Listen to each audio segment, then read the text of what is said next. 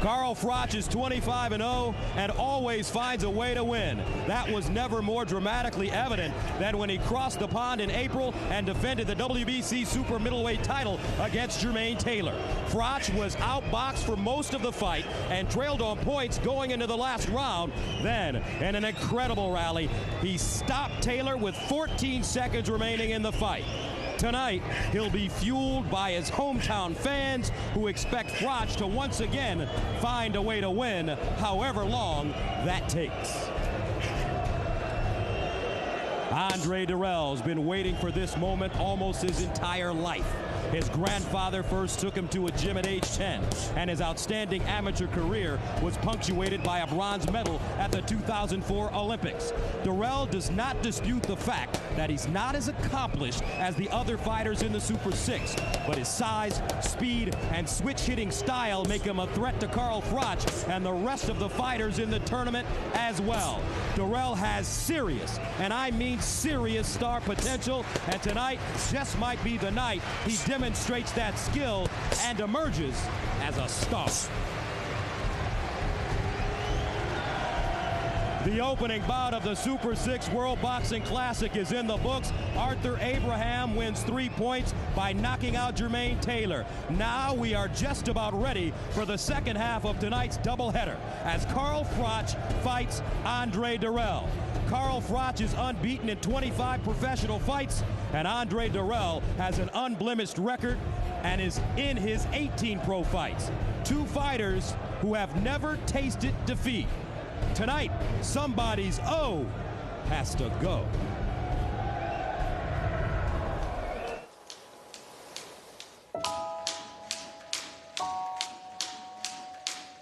They can say we haven't fought anybody. Come on, baby, it's for the title, for the title. You know, they can say that we haven't been tested yet.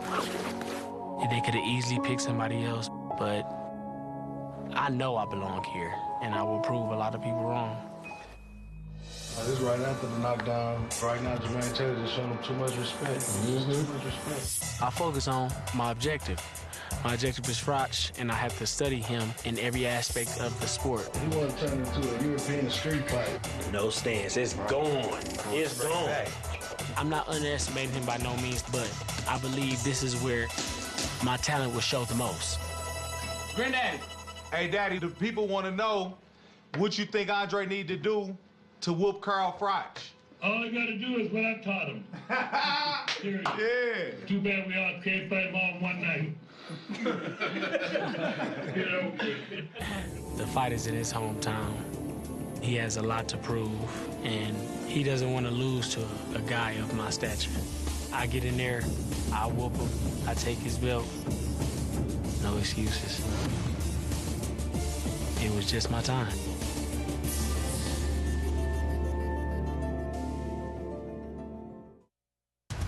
I thrive under pressure. A lot of people fold under pressure, but I love when that adrenaline's released from the spinal cord. The fluid goes into your blood, it gives you that pump and that lift, and your hair stand up. I feel indestructible. I just want to do some damage, and I enjoy it. Fighting Jermaine Taylor. That was the first time I've ever been knocked down in my professional career. I kept cool, I kept calm. I got up, round 12, I did what I had to do. I didn't leave it to the judges. I showed everybody what I'm made of. Just don't take so long this time, Cole. Just get it over with, will you? Don't leave it till the last 14 seconds. My heart can't take it. I'm certainly not worried about Andre Dirrell. I've seen his record, there's no names on there.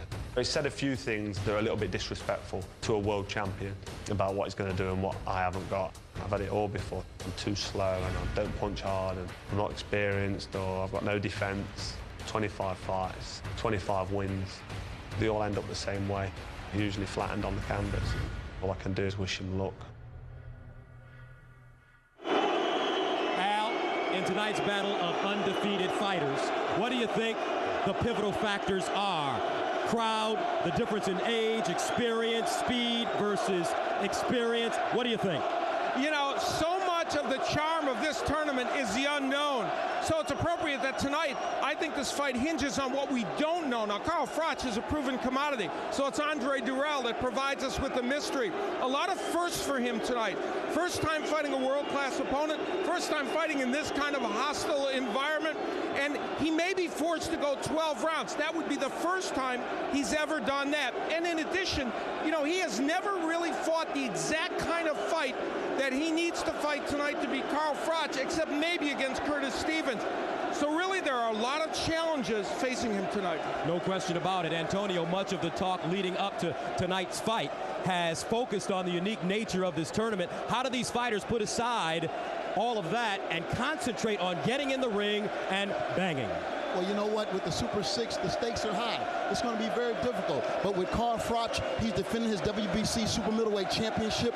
You know, everyone's here to see him win. So he has an enormous amount of pressure on him.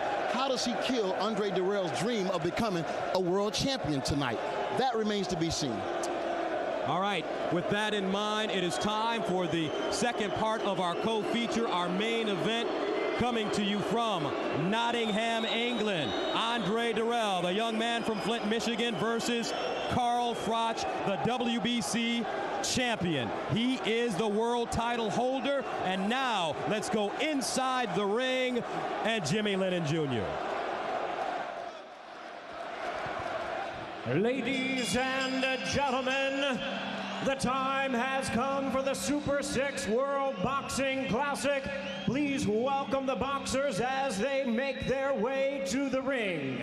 First, joining us to the blue corner, the undefeated challenger from the United States, the Matrix, Andre Dirrell.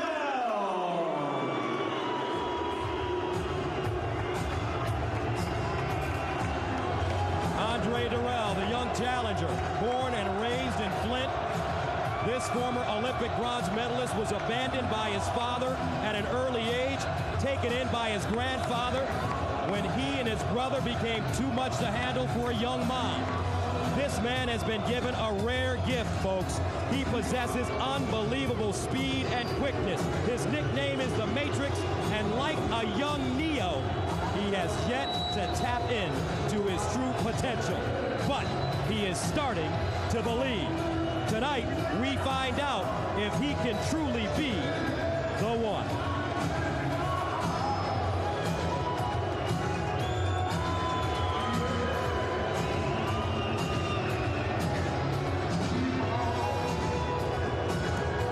If body language means anything, and an incandescent smile does, Andre Dirrell apparently not affected by this scene, but sometimes you can't tell by what's on the outside.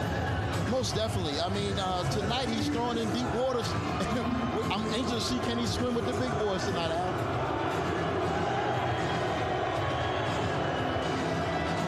Andre Dirrell steps into the ring for the biggest challenge of his career.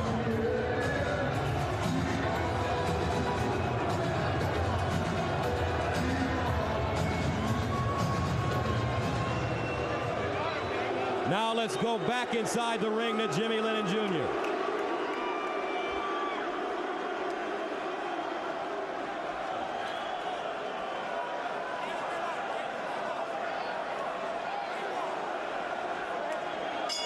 And now, ladies and gentlemen, joining us to the red corner, the undefeated world champion from England, Carl the Cobra Froch.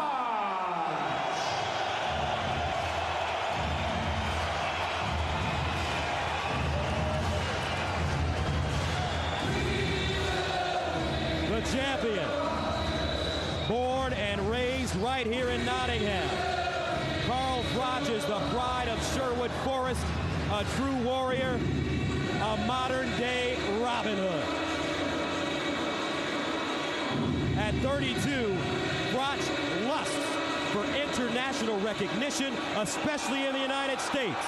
He feels that this is the beginning of his era and knows that And winning the Super 6 World Boxing Classic will not only catapult him to superstardom, but like his countryman Robin of Locksley, make him legendary.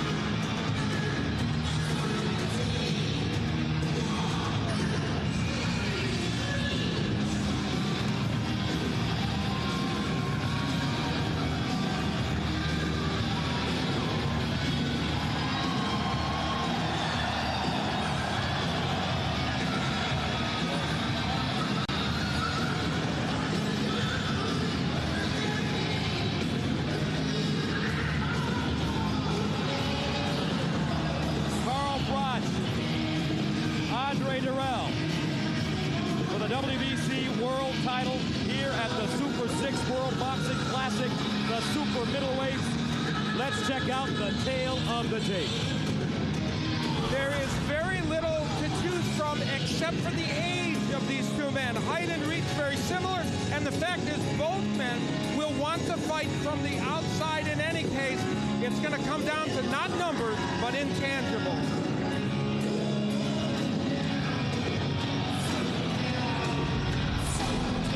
So here at the Trent FM Arena in Nottingham, this place rocking. We're ready for Carl Froch and Andre Dirrell. Let's get the official introduction from our ring announcer, Jimmy Lennon Jr.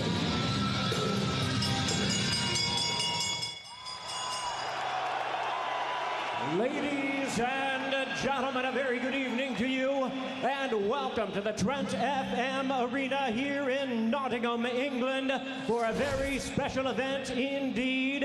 And our main event of the evening, brought to you by Hennessy Sports, Gary Shaw Productions, along with Prime Time and Showtime.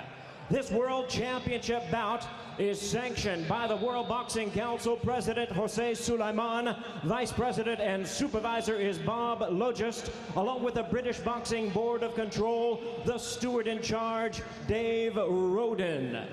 Introducing to you our three judges scoring this bout from ringside. From Italy, Massimo Barrovecchio. From Mexico, Alejandro Rochin. And from Belgium, Daniel Vanderweel. And our third man of the ring, our referee in charge. He'll be giving instructions after the introductions. From Panama, Hector Afu. All right, fans, here we go with our main event of the evening in stage one of the Super 6 World Boxing Classic. 12 rounds of action scheduled for the WBC Super Middleweight Championship of the World. And now, ladies and gentlemen in attendance and boxing fans joining us around the world, live from Nottingham, England, it's showtime!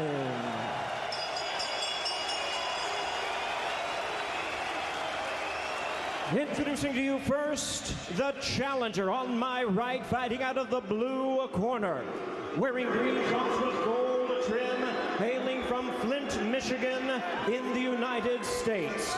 He weighed in at 11 stone, 13 and 1/2 pounds, or 167 and 1/2 U.S. pounds. A 2004 Olympic bronze medalist, he is undefeated in his professional campaign with a record of 18 wins, no losses, 13 wins coming by way of knockout. Ladies and gentlemen, please welcome the challenger and one of boxing's gifted young stars, the undefeated WBC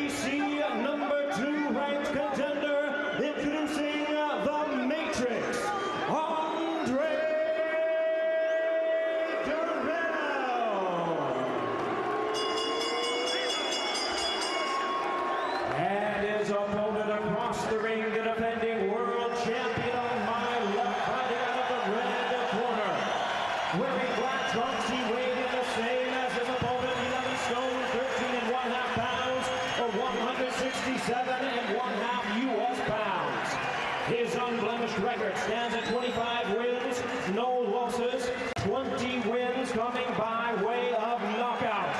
Ladies and gentlemen, please welcome one of the great stars in the division tonight, making the second defense of his title. Here is boxing's pride of Nottingham, England, the undefeated WBC Super Middleweight Champion of the world, introducing Carl the Cobra Froch.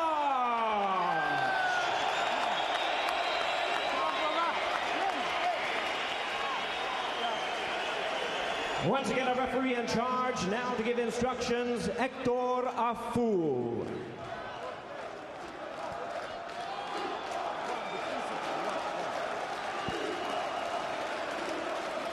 Come on. I got them the instruction in the dressing room. I want a clean fight. Touch glove. Good luck. All right, the question. We start with Andre Dirrell. Can he keep his composure fighting on the big stage? Can he execute in this hostile environment? But the biggest question is, how will he react if he gets hurt? And for the champion, Carl Froch, can he handle the speed and accurate punching of a sharpshooter like Dirrell? And can he take away Dirrell's confidence by keeping the pressure on him and making Dirrell uncomfortable?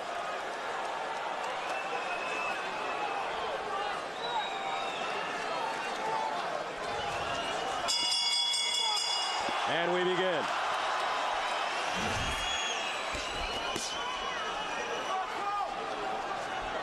This fight, we should mention, is being contested in a 20-by-20 ring. All of the Super 6 fights will be contested in the same size ring. And of course, for Dirrell, size of ring is important because he presumably wants to move and use all of this ring. Carl Froch keeping that left hand low. Dirrell also. Dirrell, a sharp, lightning quick puncher with Roy Jones type speed. But he finishes off low quite often, and sometimes he'll even pull straight back with his chin up. And at this level, it could really cost him. We note that Dirrell starts out as a right-hander. Of course, he likes to switch back and forth a lot, but right now he starts to fight as a righty. And Froch told us he thought that was the weakest side of Dirrell and that he could pick him apart as a righty. Dirrell telling us that he will fight right-handed most of this fight, as you mentioned, Al.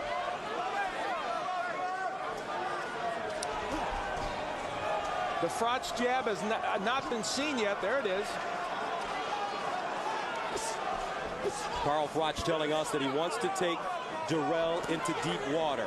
He thinks that jet lag will set in around 5 or 6, and that's when he can really go to work. Froch missing with the left hook. He also told us he wants to keep that right hand right under his chin to block and smother the Dirrell jab. Dirrell is talking to Carl Froch. That's an interesting ploy, Antonio, for a young fighter in this atmosphere. That just lets you know his confidence. You know, he's really confident that he's here to take care of business tonight. What's obvious to me is the just difference in hand speed. You can tell it's night and day.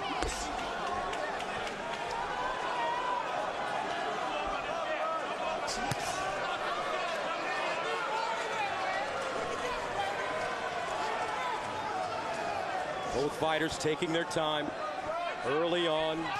Dirrell very relaxed. Now he switches over to southpaw.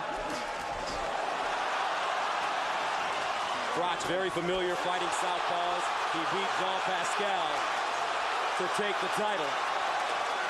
Pascal, a Canadian, now the light heavyweight champion. We saw the counterpunching of Dirrell a moment ago, and he did touch Froch on the way in. He's going to have to do that on a regular basis during the course of this fight. There's that stiff jab, really quick. Dirrell has been doing a much better job sitting down on his punches his last couple of fights. And that's the end of the first round. the keys to this fight, very interesting for both men.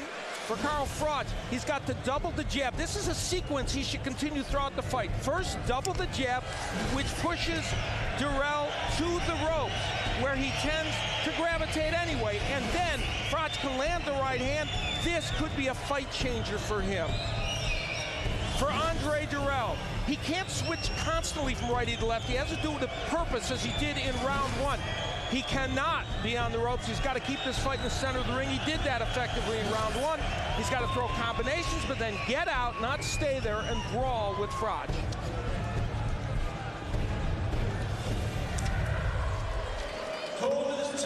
Trent FM Arena in Nottingham, England. 2.5 hours north of London. Carl Froch, the champion, versus Andre Dirrell, the challenger. Dirrell, 25 years old, Froch, 32. Carl Froch in the black trunks, Dirrell in the green. Froch comes into this fight after rallying from a third round knockdown to Jermaine Taylor to knock him out in the 12th round in his WBC super middleweight title defense, the first defense, back on April 25th in Connecticut. Froch, there's the Froch jab. He said this is these first few rounds, as we pointed out, we're going to be more tactical. But he said he does not want to get himself in a big hole and be digging out from a hole in round 6 or 7. But when he does use the jab, he does push Dirrell back, and that's an important weapon for him. And the battle of the jabs now very even, really. Yes, they are. I saw in the first round where Froch had more success when Dirrell switched to southpaw. So we'll keep an eye on that and see how he does. Andre Dirrell, southpaw now, forcing Carl Froch to lead. Taking his time. He wants to stay off the ropes and fight this fight right in the middle of the ring. Now, Froch is undefeated against left-handers. He's 3-0 and does not feel that's an issue for him. We'll see.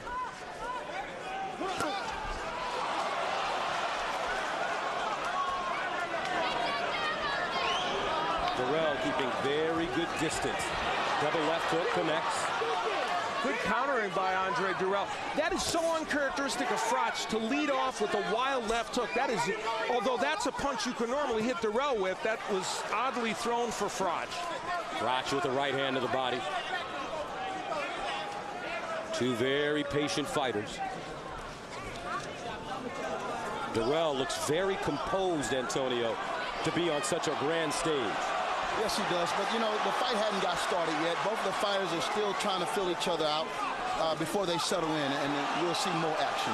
You know, it's ironic. We talked about the idea of Dirrell squaring himself up to Froch. It's been Froch who has actually ended up making himself a more available target at certain points to Dirrell when he misses with those wild punches. Froch having a problem getting close. He's trying to get in punching range. Double left jab. Landing for Dirrell. He's got feline quickness.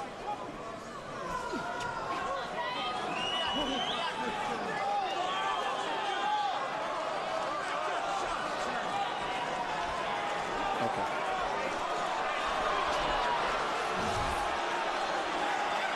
Round 2, scheduled for 12.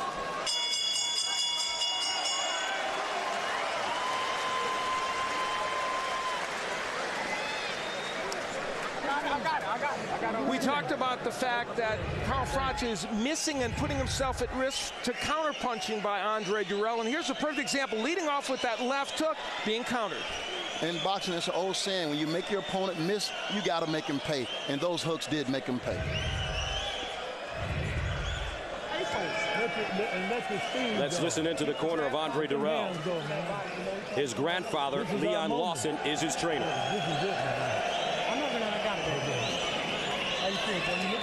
Great. Just warming up. Don't get over anxious. Good. Don't let it throw the round. Take it as it comes. Deep breath, deep breath, deep breath. Do your thing. Here. Coldest 10 seconds. Andre Dirrell, a 3-1 underdog, and from what I understand, there are a lot of businessmen in Flint, Michigan, putting a lot of money on this young man.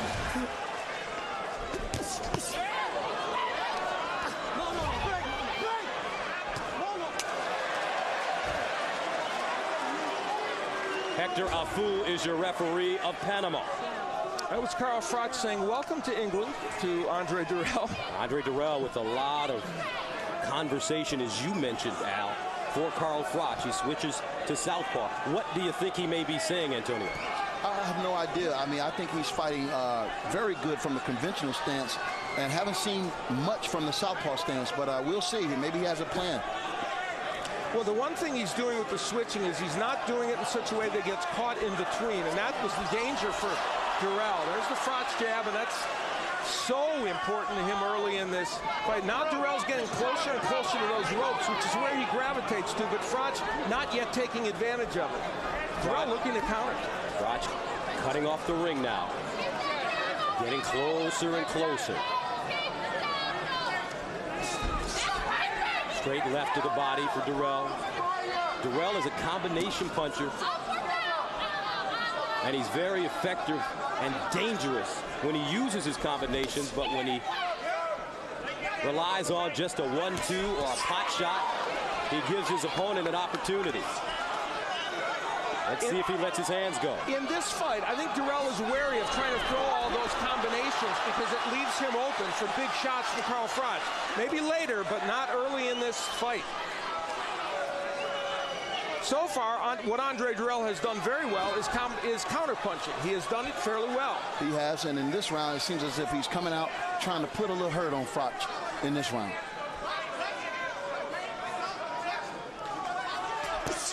And a reminder that Carl Froch has often been in this position where early rounds, much like we saw with Arthur Abraham in his fight with Jermaine Taylor, where there are rounds that don't go his way. It's not a sprint for Carl Froch, it's a marathon. Great counter-punching. And a smile comes across the face of the champion. Andre Dirrell has been known to run in fights. He did it versus Curtis Stevens in 2007. Actually embarrassed himself. Stevens a big puncher, and Dirrell running for most of that fight. He has settled down since then. Now, you know, Dirrell landed a great counter-punch a moment ago, and then Froch landed a right hand, and Dirrell did the right thing. He motored away from there. Now Dirrell getting out of the corner. Froch pins him now. This is going to be a cat and mouse game.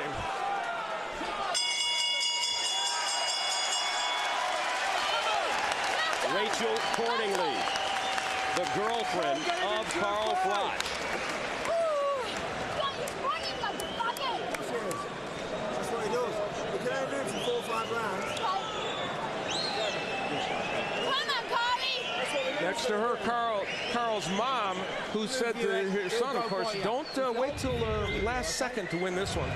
His mother, Carol, in attendance. That's where the counterpunch came from Dirrell. And then Froch follows him around the ring and lands a right hand. So that shows you two things, the great counterpunching of Dirrell, but the determination of Froch. Oh, that's a perfect straight left hand. But like you said, Froch was determined to get his back. And I think this fight now will be held in close quarters now. Wasn't pretty what Carl Froch did, but he got the punch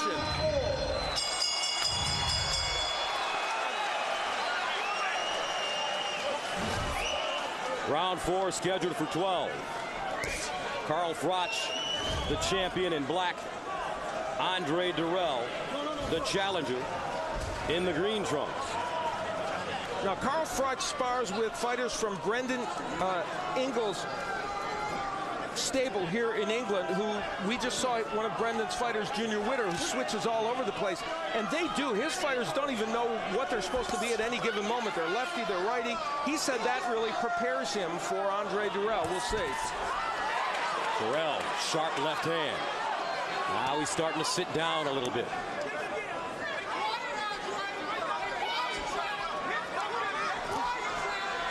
We have not seen all-out pressure yet from Carl Froch, and that's probably to Andre Dirrell's benefit. He's had a certain amount of breathing room to at least get his feet under him here. Most definitely. I mean, Dirrell camp felt confident coming into this fight that their speed, foot speed and hand speed would be the difference in this fight. They felt that if Jermaine Taylor could have as much success as he had against Froch, why can't they? Ooh, beautiful combination by Dirrell.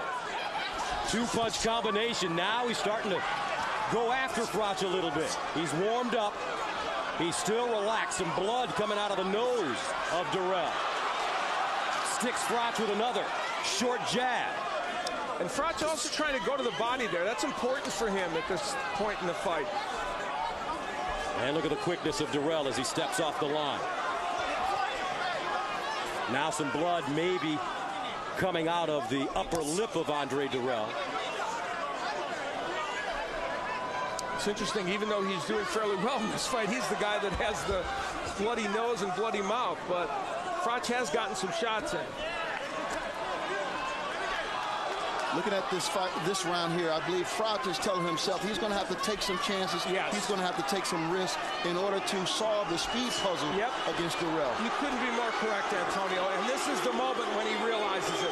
Yes. And literally, he sees blood. And there's a right hand to the body. Froch is going to the body, and that's important right now. Andre Dirrell, very seasoned. We told you about his bronze medal at the Olympics.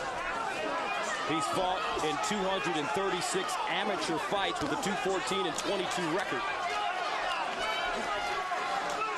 You can feel this fight, the intensity heating up as we move forward.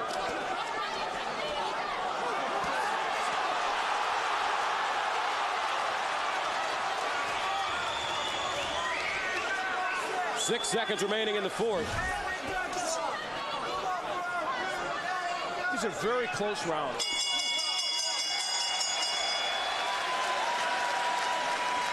The Flintstones are here. Andre Dirrell's family, his mom Lola, his brother Anthony, his fiancée Aaliyah. I mean, I don't know if you got caught, but don't let me catch you standing up in the corner like that no damn more. Yeah, let them hands go more. Andre Dirrell, we mentioned the countering he's been able to do. Froch, when he misses, often puts himself in a position. There he misses with the jab, and Dirrell with the not one but two punch combination. And you see it again, Antonio. Yeah, he's leaning out. He's reaching out there. Like I said, he has to take chances in order to solve that speed. And so he's saying, hey, cautious to the wind. I got to do whatever I have to do to get inside.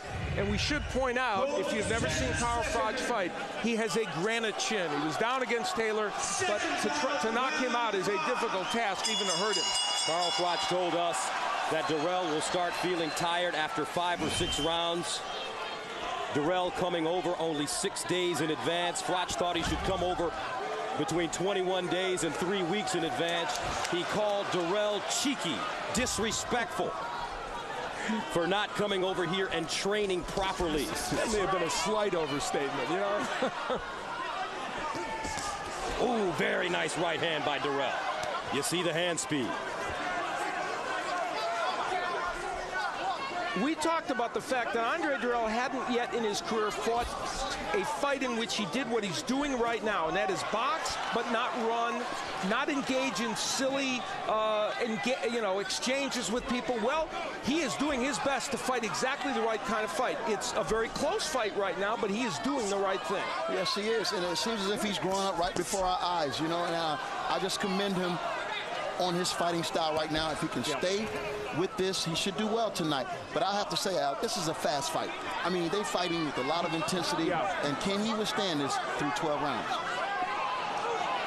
Froch hasn't yet put the kind of wild pressure on him that we might expect, but he has kept pushing him back and kept attacking. Another right hand by Dirrell, and Froch throws him down.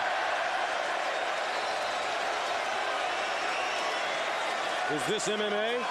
A Sumogeishi. You may mistake him for Fedor, who you're going to see soon.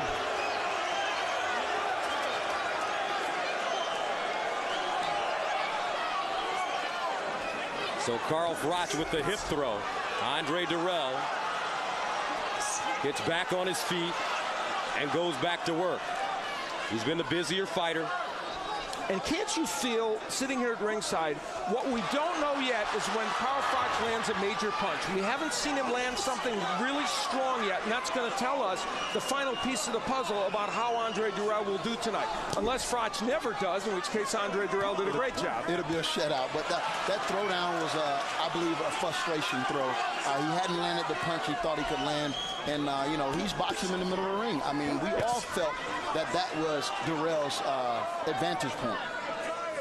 Dirrell fought Tony Hanshaw in May, got in trouble in the first round, almost got knocked down, but then came back to score a very impressive 5th round stoppage. Hanshaw's previous fight was with Roy Jones, a loss as well. And this time Froch decides not to drop Dirrell, but he does give him a parting shot. Yeah, Carl Froch, that's the second time he's blatantly hit on the break, and you have to think perhaps there might be a possibility of a point deduction at some point soon. And Antonio,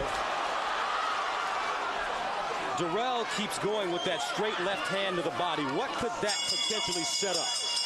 Well, it sets up a lot of things. It neutralizes your opponent, keeps him at a distance. And this is what they're fighting for. The Super 6 World Boxing Classic Cup. The super middleweights, 168 pounds. Finish your thought. Like I was saying, you know, great fighter Floyd Mayweather uses that punch. Hold on. Quiet. Floyd Mayweather Jr. uses that punch excellently. He keeps an opponent at bay, and then he can set up anything, the right hand or the hook. So I think Dirrell is doing pretty much the same thing. An example of the wrestling activity we saw in the last round, the frustration by Froch, or just an awkward moment. The Trent FM Arena in Nottingham. Carl Froch, the WBC world title holder. This is his second defense here at the Super 6 World Boxing Classic, the super middleweights. He defended it at first against Jermaine Taylor, and now in one of the biggest tournaments in the world, he'll do it against Dirrell. We talked about how well Andre Dirrell would do with all the nervous energy that he would have early in the fight. That hasn't been a big issue for him, as he shows his skill to slip punches as well, because he hasn't fought like he has nervous energy. No, he's fighting definitely with a lot of composure, a lot of energy, I might add. And he's trying. He's trying to really show the people that he deserves to be WBC champion. You know, we have to think about the possibility that Andre Dirrell has already made Carl Froch respect his power, because Carl Froch is not attacking with as much abandon. A side headlock, I'll tell you what, your MMA experience is going to come in handy, Gus. I know. Froch missing with a wild left hook. Froch's technique is worse than normal. Yes. And I mean, he's not normally a pretty boxer. His technique is not great tonight, and he's throwing way too many wild left hooks. Well, his technique isn't great because he's never fought anybody as quick as Dirrell. Carl Froch, he beat Jermaine Taylor, he beat Jean Pascal. Nice left hand by Dirrell. And now some dirty boxing by both fighters. And Hector Afoul will have a conversation with both gentlemen. You sure you want to use the word gentleman? Nice right hand by Froch. It's heated up now, but for Andre Dirrell, this is a trick bag. You don't want it to heat up too much. No, you don't. I mean, he has to stay focused. I mean, all the little dirty, nasty things that Carl Froch is doing, that's a veteran move. You know, we got Bernard Hopkins, he's perfected those type of moves. It's important that Dirrell stay focused on the job at hand, don't get outside himself. And Dirrell doesn't want too many of these wild exchanges either. No, he don't, because it gives Froch opportunity to land that big punch. And Carl Froch, conversely, wants it to get a little ugly in there and give himself some opportunities to land something big. Froch, a very unorthodox fighter. Not a typical British fighter. He keeps his hands down by his waist. He'll throw that fluky left hook. But right now, Andre Dirrell isn't there. You know, the problem for Froch is he is not by nature a left hook artist. If there is one punch that you are more likely to land against Dirrell, it's the left hook. And you see Froch, watch that on the tapes. He's trying to throw that punch, but it's not getting there.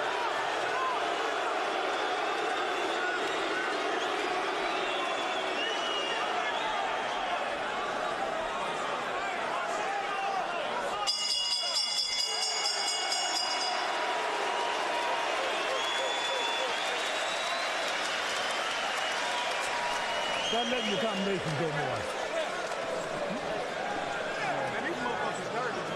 That's all right. Hey, Champ, you gotta do your game at all times. Protect yourself at all times. Don't worry about what the ref doing. Tú no como muchacho, que cuando entra con la cabeza así no. El mismo se está echando al piso, ¿ok? Okay, don't worry with your head because you're the one that's creating that. But I was going to tell you, don't be moving like that because you'll create a headbutt. All right? Gotta get this. Give me no fucking word. Get this. Move to your left with your glove here, and then double up your attack, okay? Do you understand me? 1, 2 up, then right and left up, all right? 1, 2 up, right and left up, and this head moving in this glove here. Carl, you've got to be DJing now with the balance, all right? Let's all up these attacks. Don't give him a counter shot. Don't give him a counter shot. Seconds out, round 7. Carl Froch 11-0, fighting in his hometown of Nottingham. Nice combination by Dirrell, and he'll hold on. Robert McCracken, the trainer of Carl Froch, a former super middleweight contender himself, a very, very fine trainer. Yeah, the former British Commonwealth middleweight champion, actually. And he had a record of 33-2 during his career. Retired in 2001.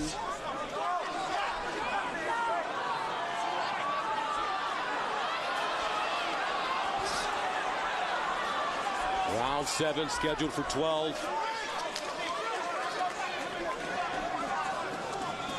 Al, where do you have this fight halfway through? A lot of close rounds, so you can take your pick, but I've got a 58-56 for Dirrell at this point. But again, a number of those rounds were close, so this is an intriguing fight to score, to be sure. Remember, though, Froch gets stronger as the fight goes on. And we're in the period of the fight where he feels like he's supposed to start making something happen. The most troubling aspect of this fight for Carl Froch is that he is pinning a lot of his hopes on the left hook, and it's not there for him. Not tonight, and I want to commend Dirrell on just his boxing ability tonight. Froch has been unable to get set or planted in order to throw his power shots. Yeah, that's a very good point. And that because he hasn't been able to put Dirrell against the ropes. Dirrell doing a lot of holding. Hector Afu. And Dirrell mad because he thought Froch hit him behind the head there. And the Froch jab now disappearing, and that was a weapon he felt he needed very much. Straight left hand to the body, and he chops up top. Andre Dirrell holds on, takes a ride. A minute left in the round.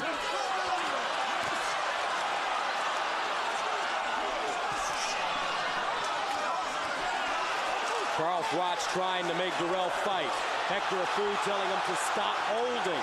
Dirrell has been doing a lot of holding and refuses to fight inside. Carl Froch is turning this into a brawl, or trying to. He's doing his best to make it that. Now there's the stuff Andre Dirrell can't do. Jump in head first against Froch. And that's Froch's best chance of turning this fight around, making it a dogfight, making it sloppy. Now Froch holding and hitting. Dirrell complaining but getting hit. Bad move.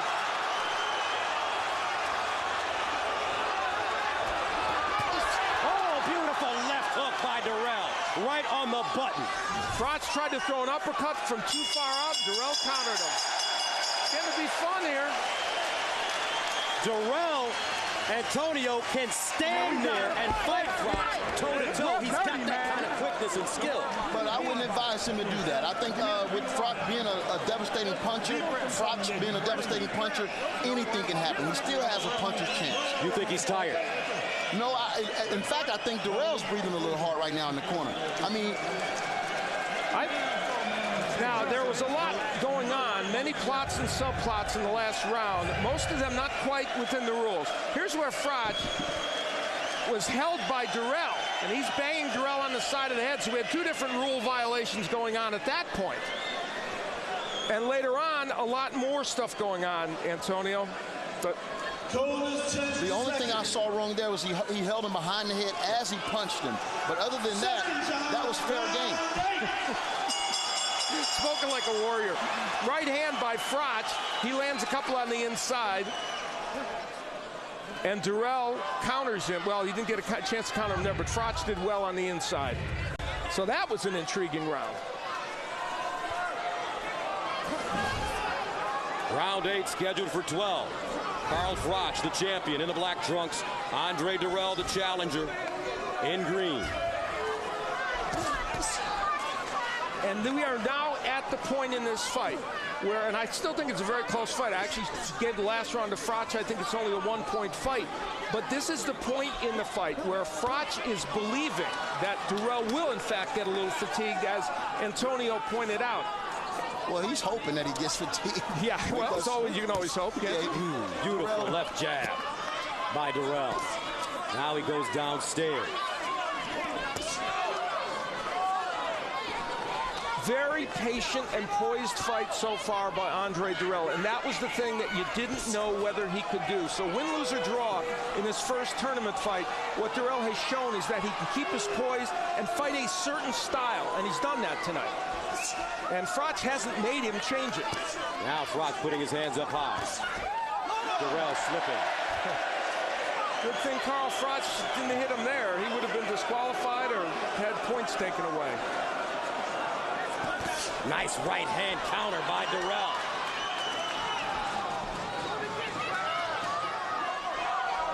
Froch is not going to the body nearly as much. Oh, there he did it right on cue. Punching behind the head. I'll tell you, Carl Froch is giving us a clinic here on some rough tactics. Both fighters have been flirting with point deductions. Dirrell for holding and Froch for hitting behind the head. And there he's holding and hitting again, but Dirrell using his head a little bit, so a lot going on. Froch can't use his jab a lot now because he gets countered by Dirrell. Nice left hook, got through. Dirrell getting a little braver with those combinations. He got touched with a little left hand by Froch on the way out of there. Froch cannot cut the ring off on Dirrell. He needed to do that. Oh, my. Big hook. Did that punch change this fight? We'll see. Maybe it did. Froch coming in with his head.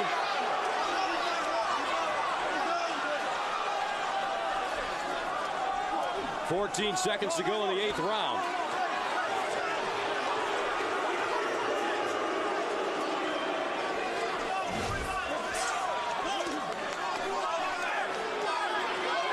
Andre Dirrell, Carl Froch, 8 in the book.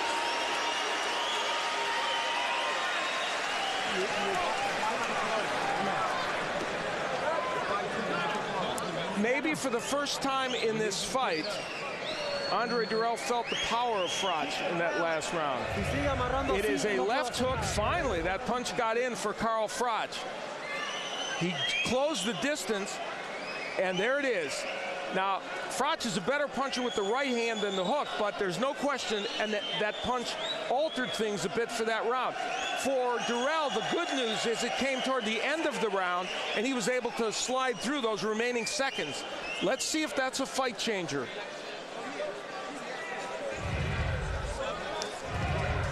Corners 10 seconds. 10 seconds, guys.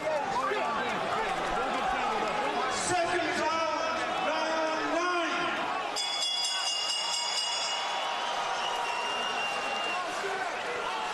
Round number 9, scheduled for 12. Carl Froch in black, Andre Dirrell in the green. This is a title fight. Carl Froch is the champion, the WBC world title holder. This stage 1 matchup here at the Super 6 World Boxing Classic, the super middleweights, 168 pounds. our first fight of the evening in our other co-feature. Arthur Abraham was electric as he knocks out Jermaine Taylor in the 12th round. Now the Froch jab is getting home a little bit. But to Dirrell's credit, he continues to keep this fight in the center of the ring. But the jab of Froch is making a difference. Froch with very long arms. He's getting closer. There's a little swelling under Dirrell's right eye. It's a little knot there. I don't know if that'll be any significance as the fight go on. Good left hand.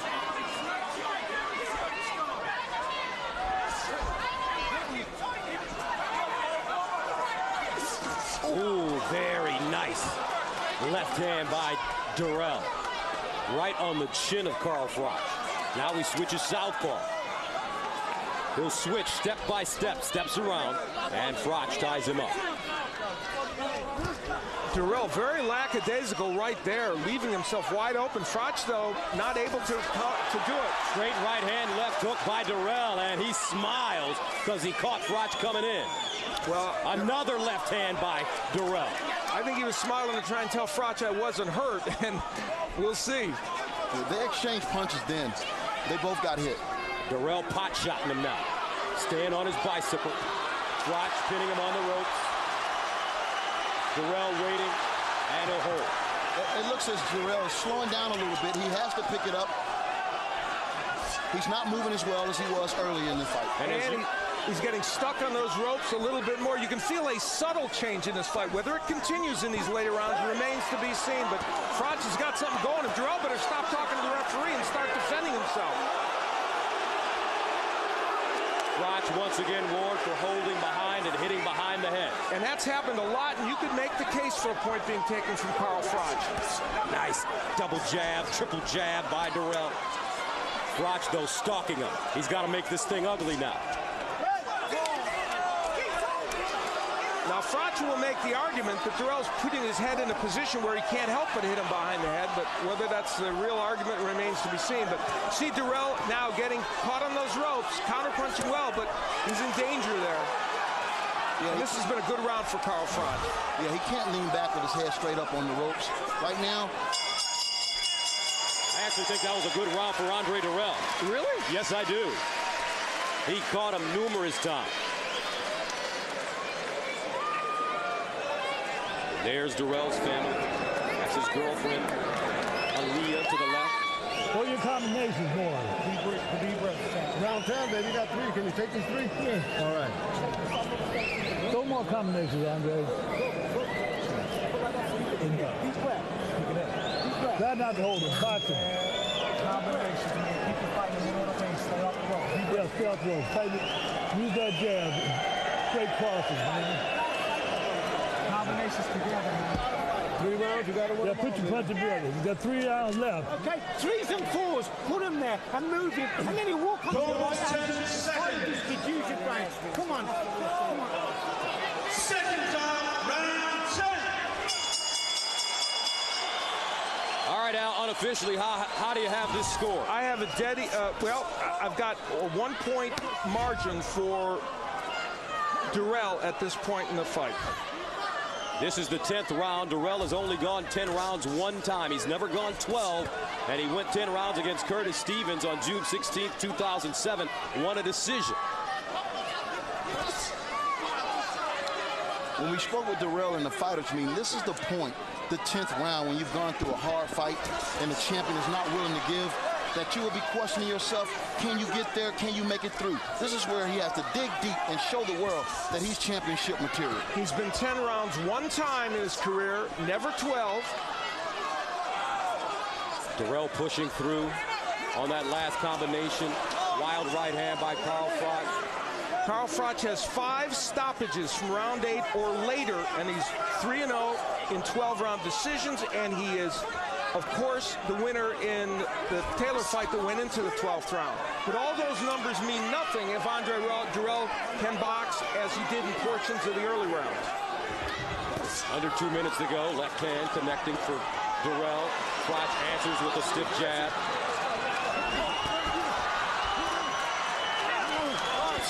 Dirrell is staying a little bit too long. in the one spot. He has to continue to move and do the things that work for him so well early on in this fight.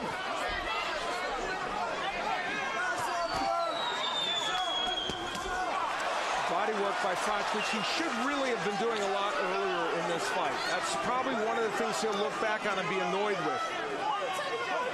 What is this? Watch out. There's a blow being taken from Dirrell. And that is huge. Don't know if I'm on board with this, because with all the things that have gone on in this fight, I'm not sure at this juncture a referee needs to intersperse himself into this fight, especially given the fact that Froch himself has been guilty of many different infractions. That's a huge point to be deducted. Especially if this fight's as close as you say it is, Al. Right, and we don't know, but it seems like it's a fairly close fight. And what will that do to Andre Dirrell's psyche? We'll see right now. Dirrell getting out of the corner, but Dirrell has to take the title from the champions. Big left hand by Dirrell. He's got to really dig down deep, as you mentioned, Antonio, and there's going to come a point where he has to just stand there and fight. And he did it right there with two monstrous right hands. But he's throwing wild left hooks, Andre Dirrell. And he cannot leave himself open with a dangerous puncher like Froch. It's just, it's counterproductive. Still, the movement is there for Dirrell, and that's a big plus for him. But this tricky round because of that point deduction. Nice left hand again. He hurt Froch. Froch is hurt. Dirrell uppercut. Froch coming back off balance. He really tagged him at the end of the round. Andre Dirrell.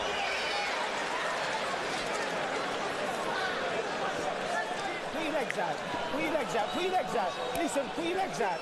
Listen to me. I keep telling you, don't rush in, all right? Listen. You're listening to me. Don't rush in. Do you understand what I'm saying to you? Carl, you're walking in with your hands down. What you just said to me. Get your chin down behind the jab. Behind the jab. Listen to me. Listen to me, son. Behind the jab now. You're listening to me. Yeah. Is your mind clear, yeah?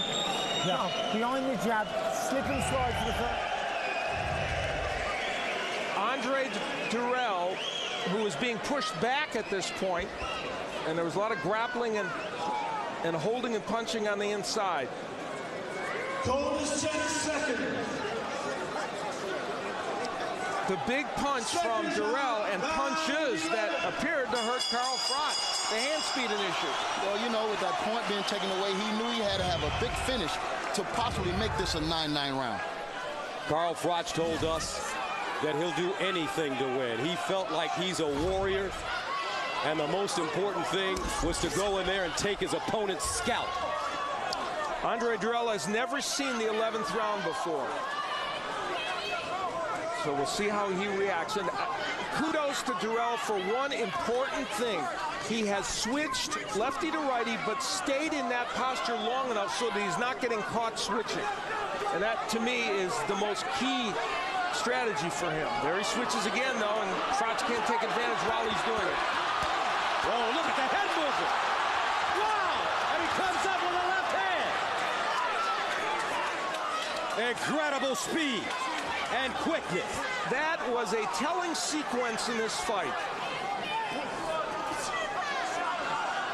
Froch not as aggressive now. Looks to be slightly confused. How do I get to this quick guy? Dirrell keeps sticking his tongue out at us. Uppercut, left hand. Froch hurt again. Froch is in trouble.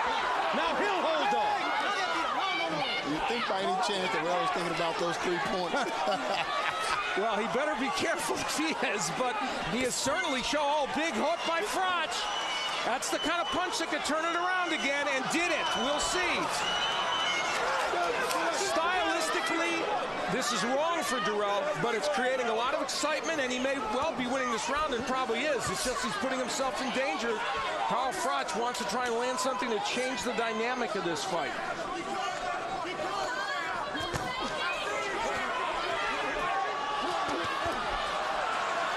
Good body work a moment ago there by Froch, again coming probably too late in the fight. Dirrell and Froch exchanging punches now. Dirrell is pulling out with his hands down. Look at him roll, slip. Old school fighting right here. Andre Dirrell, nice defense.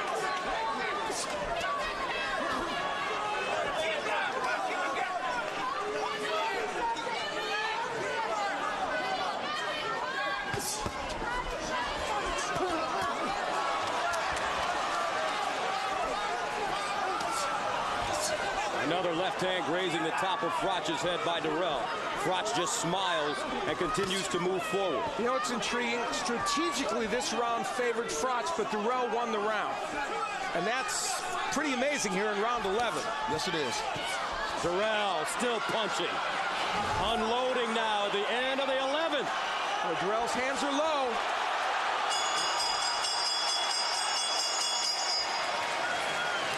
One round remaining.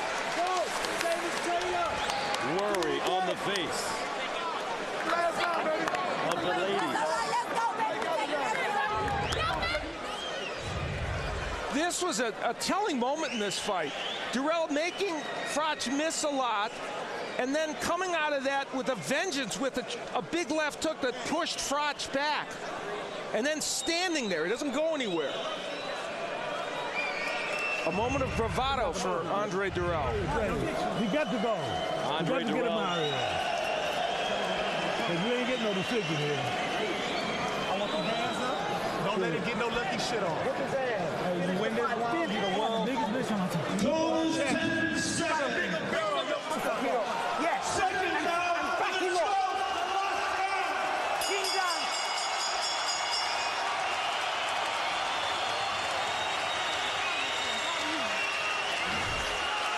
The 12th and final round.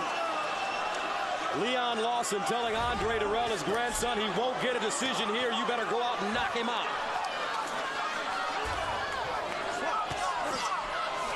Well, the young kid has arrived. Dirrell fought the 11th round like you're supposed to go out and fight championship rounds. Take my hat off to him. Interesting advice, given the fact that Dirrell, we assume that isn't the best way for him to fight against Froch, except when he had the last round of round 11 that was a brawl, he ended up winning the round. Of course, the judges from Italy, Mexico, and Belgium, they are international, but we're in England. Dirrell in new territory, the first time he's gone 12. And the pace of Froch has slowed a bit as well right now in this round. He's not attacking with wild abandon.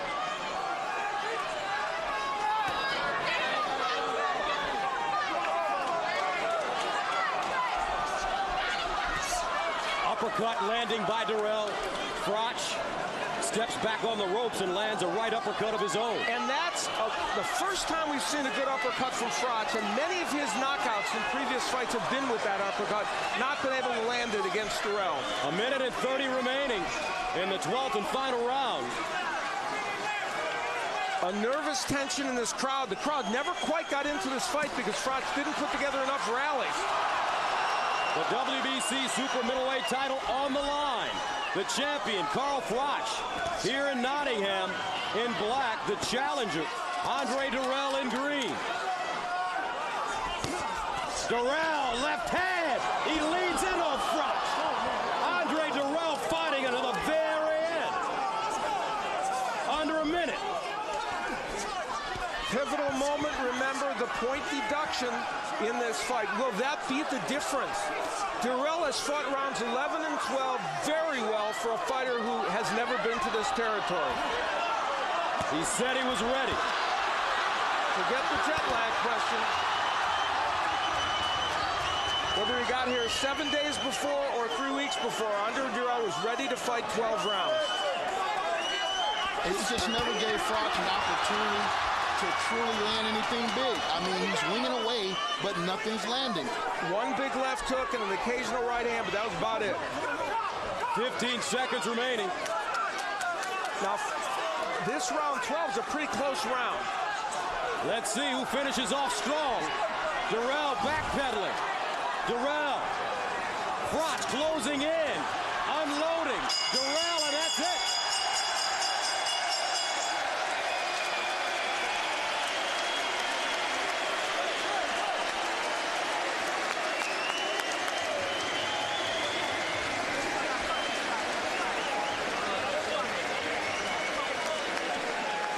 baby. Good job.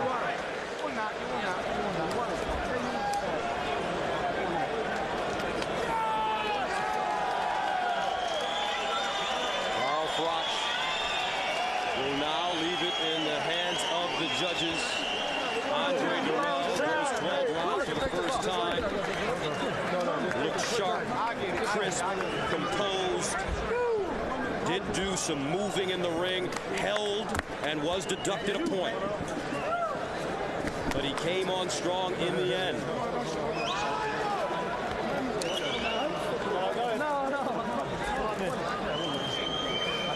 Carl Froch wanted to demonstrate to American audiences especially that he had a higher skill level than they were led to believe. He did not accomplish that tonight because it wasn't a skillful performance by him. It really wasn't. Not at all. I mean, he never could get his feet up under him for the power shots.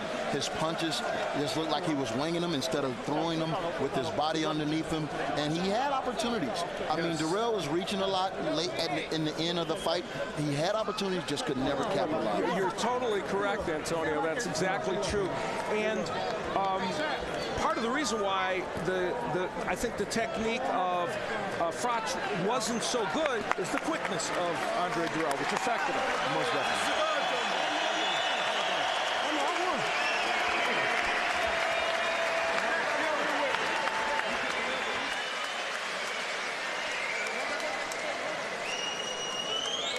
Points are at stake right now in this tournament, and this crowd is nervous as both fighters inside the ring. That's it. Get a towel. You got a towel? I got a towel. All right, let's get the official decision from our ring announcer, Jimmy Lennon Jr. Ladies and gentlemen, after 12 rounds of action, we have a split decision. Judge at ringside, Alejandro Rochin scores the bout 114 to 113 in favor of Andre Dirrell. Judge at ringside, Massimo Barrovecchio scores the bout 115 to 112 in favor of Carl Froch. Judge at ringside, Daniel Vanderwiel scores the bout 115 to 112 in favor of the winner and still champion, Carl the Cobra Froch.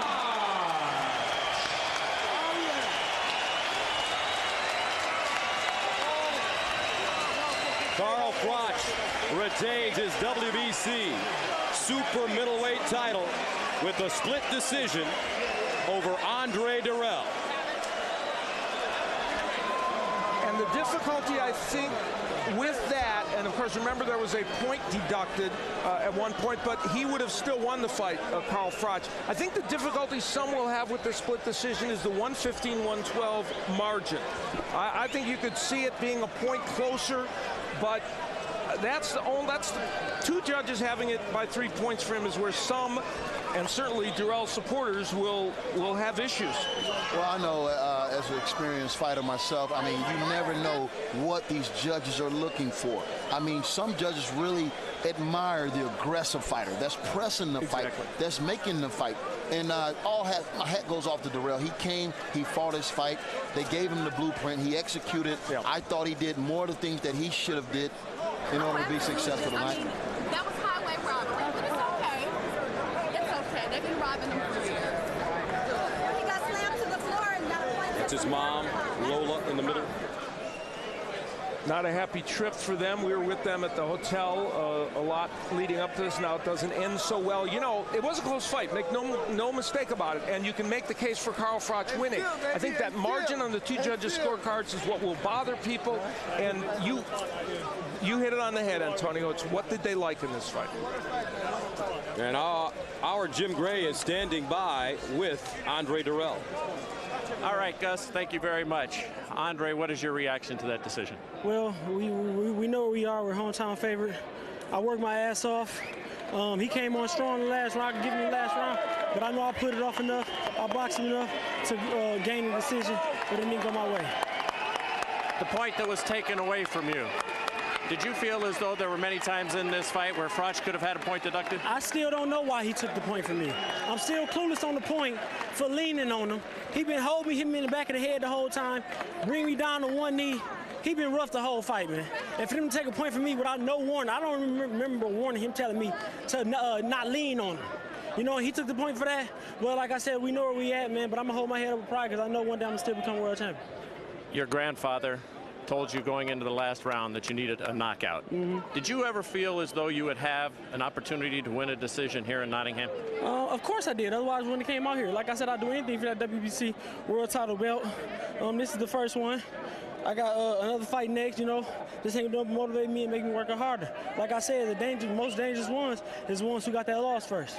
What did you learn in this fight? The first time you went 12 rounds, obviously you could have won a decision had it gone another round, or judging saw it a little differently. What did you learn? Well, two judges did get it extreme. I don't understand it, but that I can go to full 12.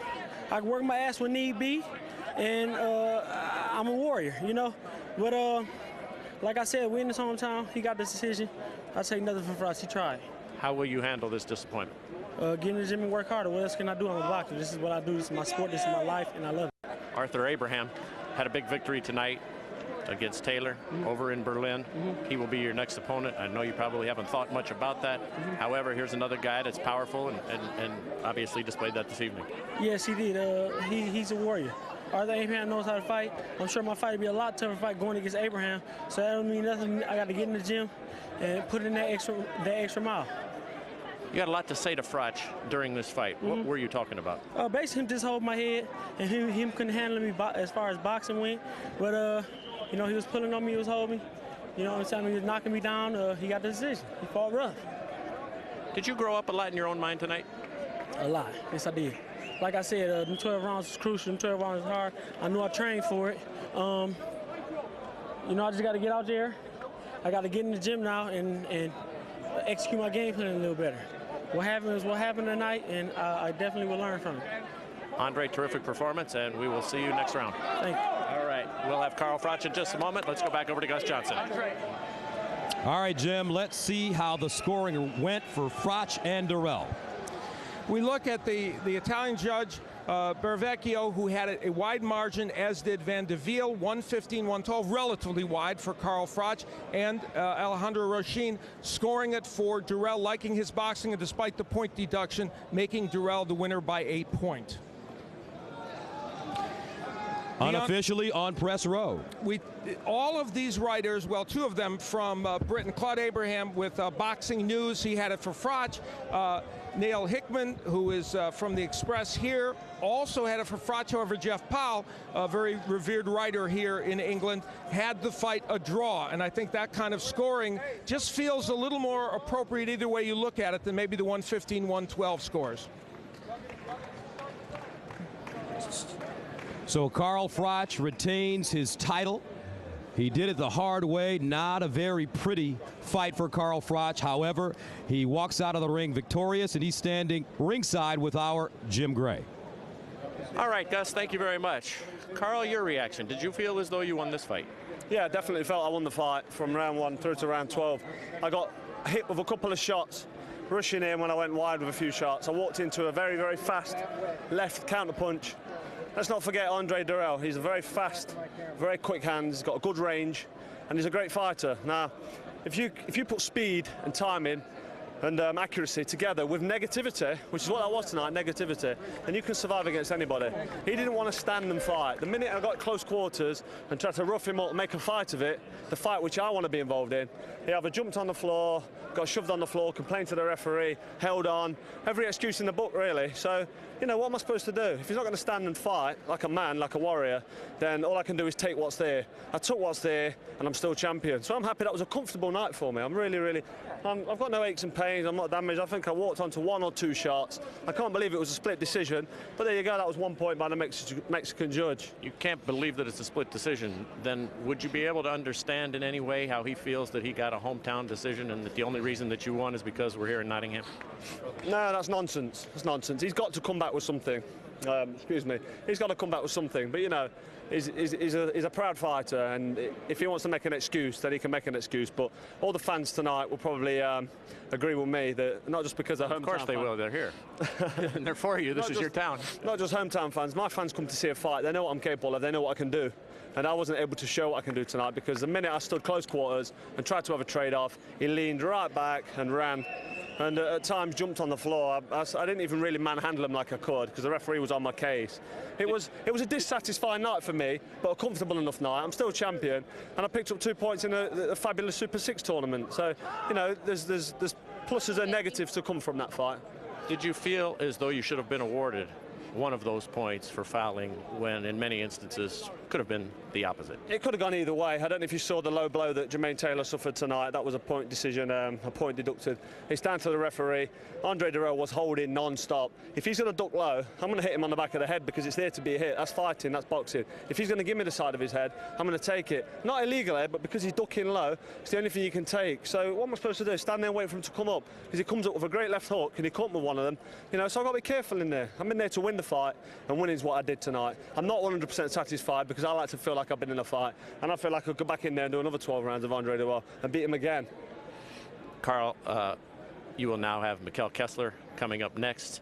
I know it's a little early to be thinking about that, but there are those who had thought, and even you in our production meeting, was looking somewhat ahead because you didn't feel as though that this was going to be the ultimate test. What are your thoughts on facing Kessler next? I'm looking forward to fighting Kessler. There you've got a proud warrior who will stand and have a fight, and he will exchange blows. He will stand toe-to-toe with me. At times, he's a good boxer, he moves well, and he's got slick skills, but at times he will stand and have a trade-up with me, and that's what the fans want to see. That's what the Super 6 is all about. People fighting to be winners and to achieve the goal of becoming the undisputed champion, super middleweight champion of the world.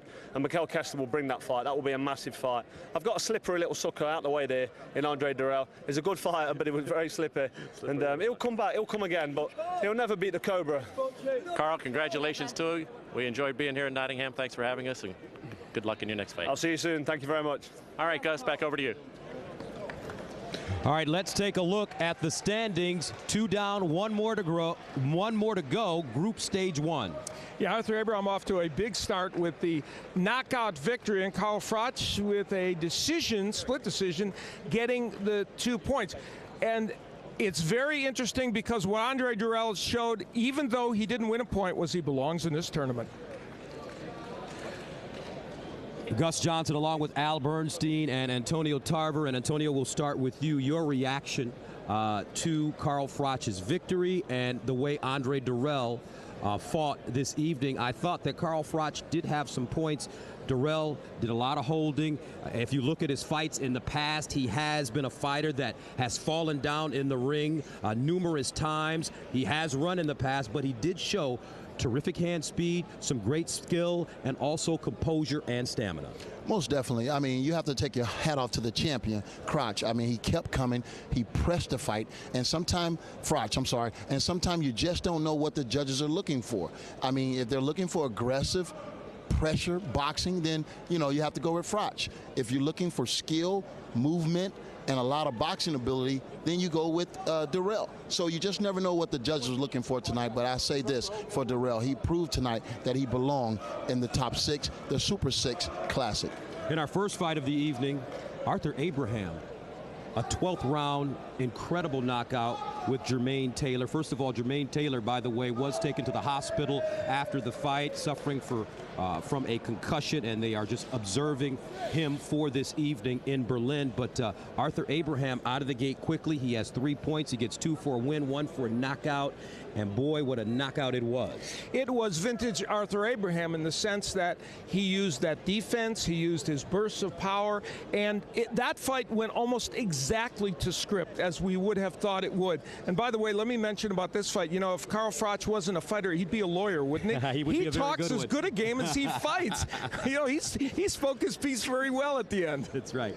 All right, Al, great working with you as always. And Antonio, terrific insight on tonight's fight. Special thanks to Steve Albert and Steve Farhood in Berlin. I'm Gus Johnson, inviting you to join us on November 21st as the Super 6 World Boxing Classic continues with the third fight of Group Stage 1. WBA Super Middleweight Champion Mikkel the Viking Warrior Kessler fights undefeated Andre Son of God Ward. We'll have that fight Saturday, November 21st at 10 p.m. Eastern and Pacific. For more information on the Super 6 World Boxing Classic, as well as all the upcoming Showtime sports events, we invite you to visit our website at sports.show.com. That's sports.show.com.